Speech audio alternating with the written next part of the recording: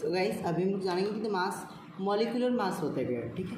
Molecular mass, the mass of one molecule is known as molecular mass, जिसे हम लोग हिंदी में आणविक भार भी कहते हैं, ठीक है।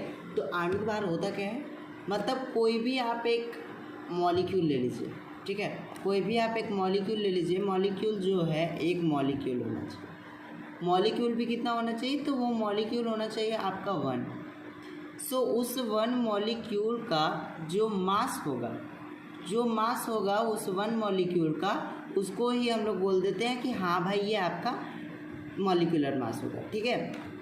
लाइक अगर एग्जांपल की बात करें तो जो नाइट्रोजन होता है, ठीक है, जो नाइट्रोजन होता है उसका जो यहाँ पे नाइट्रोजन 2 है, तो 2 नाइट्रोजन है, इसलिए हम लोग 2 × 14 किए। 14 क्यों यहाँ पे आया, क्योंकि इसका जो 14 है वो यूज़ हो रहा है फॉर नाइट्रोजन, कि हाँ जो नाइट्रोजन है उसका मॉलिक्यूलर मास होता है 14, ठीक है। 7 आता है उसका एटॉमिक नंबर और उसका एटॉमिक मास 14 आता है, तो 2 × 14 AMU 28 AMU। उसी प्रकार से CO2 का, कार्बन का 6 दूना 12, ऑक्सीजन का 8, और यहाँ पे 8 दूना 16 और 16 दूना 32, तो यहाँ पे 44 AMU।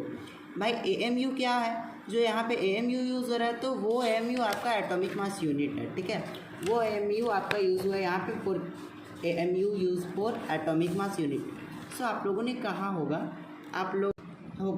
कि जो AMU है उसको तो हम लोग U के रूप में भी इस्तेमाल कर सकते हैं। हाँ, जो AMU है उसको U के भी इस्तेमाल कर सकते हैं और AMU को U के भी इस्तेमाल करते हैं और AMU भी इस्तेमाल करते हैं। मतलब आपका एटॉमिक मास यूनिट को मतलब यूनिट को लिखने का आपका अलग अलग तरीका।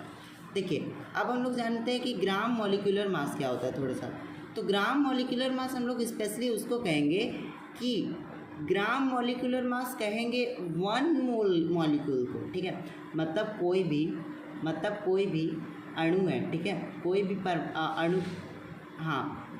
अणु है, उसका जो 1 मोल मॉलिक्यूल होगा, ठीक है, यहाँ पे यूज़ हुआ है 1 मोल मॉलिक्यूल।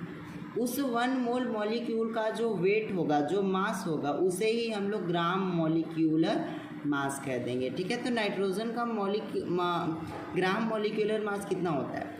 सो नाइट्रोजन का ग्राम मॉलिक्यूलर मास आपका 28 होता है। भाई कैसे होता है?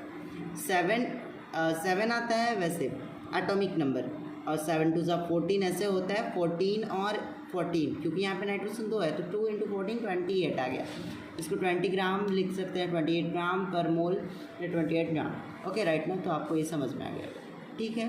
तो ऐसे ही मोलर मास का हम लोग नेक्स्ट पार्ट में देखेंगे वीडियो। आप